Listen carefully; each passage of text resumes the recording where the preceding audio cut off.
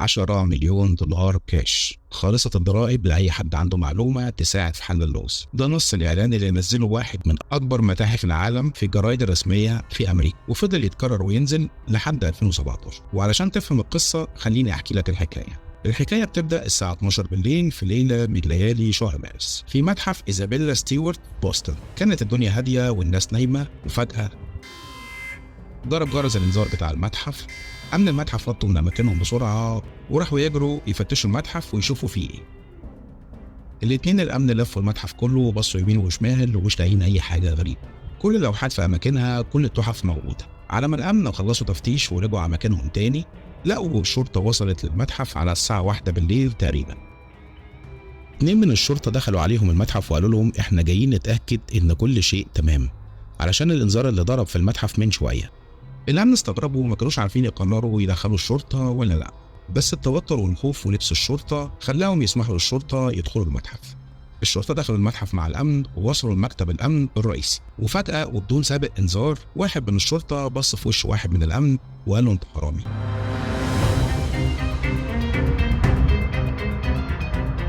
وعليك حكم وأنا عارفك، وراح هاجم عليه وحط الكلبشات في إيده. فرد الأمن التاني اتفاجئ باللي حصل وقعد يدافع عن زميله، وفجأة هجم عليه الشرطي التاني وقال له أنت بتساعده وأنت أكيد زميله ومتفق معاه، وراح حاطط الكلبشات في إيده هو كمان. الأمن مستغربين اللي حصل وبيدافعوا عن نفسهم وبيقولوا إحنا ما عملناش حاجة، وردوا الشرطة بأنهم قعدوا يضحكوا وقالوا لهم إحنا عارفين إنكم ما عملتوش حاجة، اسكتوا بقى عشان نعرف نسرق المتحف براحتنا. وراحوا كمموهم وكتفوهم، وأفراد الأمن مش عارفين يعملوا حاجة من المفاجأة. وهي فعلا كانت مفاجأة قوية وخطة بسيطة وعبقرية. الشرطة اللي بتحميهم هي نفسها اللي هتسرقهم. اتحركوا الحرامية بلبس الشرطة في المتحف وحرفيا عاثوا فيه فسادا. أي جهاز إنذار بيقابلهم كانوا بيكسروه، أي لوحة كانت بتيجي في إيديهم كانوا بيكسروا الإطار بتاعها علشان ياخدوها، ولو الإطار كان صعب في تكسيره كانوا بكل عنف بيقطعوا اللوحة نفسها علشان ياخدوها. على قد ما كانوا عباقرة في السرقة، على قد ما كانوا متوحشين وهمجيين وجهلة في تعاملهم مع اللوحة. في اليوم ده اختفى من المتحف 11 لوحة نادرة، وكاس صيني أثري، وتمثال راس النسر الصيني الأثري برضه. تخيلوا قيمة المسروقات كام؟ أكتر من 500 مليون دولار. مع العلم احنا بنتكلم عن سرقة حصلت سنة 1990. اللوحات اللي اتسرقت دي كانت لفنانين مهمين جدا زي فارمر، رامبراندت، جوفريد فلينك وديجاس. إدارة المتحف كانت هتتجنن لدرجة إنهم عملوا مكافأة 10 مليون دولار لأي حد يقول لهم أي معلومة مفيدة عن السرقة. ال FBI عملت أكبر عملية تحقيق على مر التاريخ، لدرجة إنهم قسموا نفسهم لأكتر من فريق. جزء هيحقق جوه أمريكا وجزء هيدور بره أمريكا.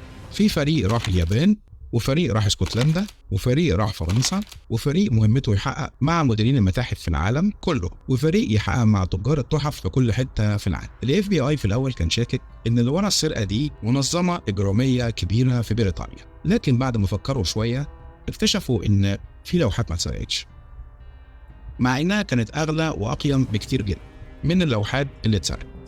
ومع همجية الحراميه في التعامل مع اللوحات، ال FBI بقى شبه متاكد ان الحراميه كانوا جواه ومش عارفين هم بيسرقوا ايه اصلا، زي ما بيقولوا كده حظ مبتدئين.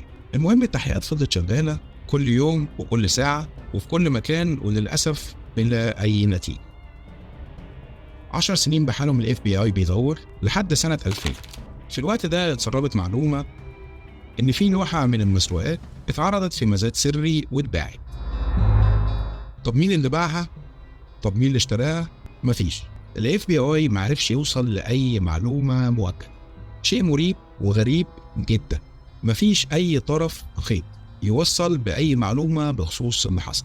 ده حتى الأدلة اللي كان عليها عينات الحمض النووي اللي ال FBI لقاها في المتحف واللي كانت تخص الحرامية اختفت. أيوة زي ما سمعت كده بالظبط. الأدلة كمان اختفت بشكل غامض، وبدل ما كنا بندور على اللوحات بس بقينا بندور على اللوحات والأدلة اللي لقيناها في يوم سرقة اللوحات. قضية جوه قضية ولغز جوه لغز. وفي 2015 ال FBI عمل أقرب خطوة ممكن تتعمل، أعلن إن الحرامية ماتوا. بس أحب أقول لك أخطر معلومة في الموضوع إن من ضمن الفرضيات اللي ظهرت في الفترة دي إن مخطط العملية دي اسمه ويتي بلوجر. والمضحك في الموضوع إن ويتي بلوجر ده هو مدير مكتب ال FBI. والمكلف بالتحقيق في قضية سرقة المتحف. القضية غامضة جدا وغريبة جدا، وانت رأيك ايه؟ هل هي قضية سرقة عادية قام بيها 2 هواة، ولا انت مع فرضية ويتي بلوجر؟